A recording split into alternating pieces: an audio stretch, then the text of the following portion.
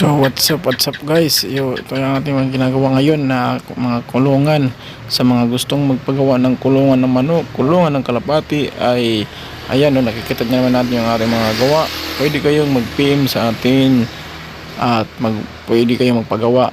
Pwede kayong magbayad ng 50% at yung 50% pagtapos na yung project na ginagawang kulungan, sa murang halaga magkakaroon kayo ng bakal na kulungan.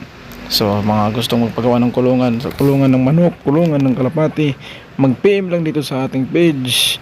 Mag-PM, direct PM sa akin para mapag-usapan natin kung anong gustong kulungan ang inyong ipagawa na bakal. Kasi pag bakal ang inyong kulungan, lam na dis, matibay at matagal ang konsumo ng inyong kulungan. Hindi kayo pa ulit-ulit gawa pag nasisira na, kasi nga pag kahoy yung kulungan madali masira.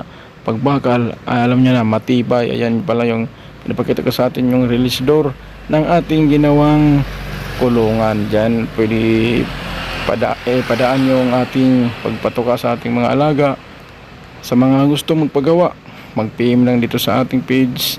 Gumagawa tayo ng mga kulungan, kahit anong mga bakal na kulungan, pwede pang aso, pang pusa. Mag-PM lang kayo para magawa natin kayo ng kulungan sa inyong mga alaga, bakal na kulungan. Kung magawa tayo, mag-PM lang kayo dito sa atin.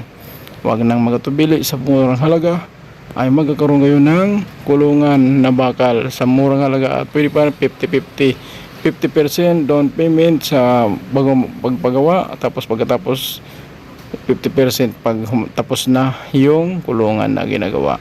Salamat guys sa inyong panonood. Hope na enjoy kayo sa ating video. Please like, comment, and subscribe. Ito po muna sa babaligyan. Sabing God bless and goodbye.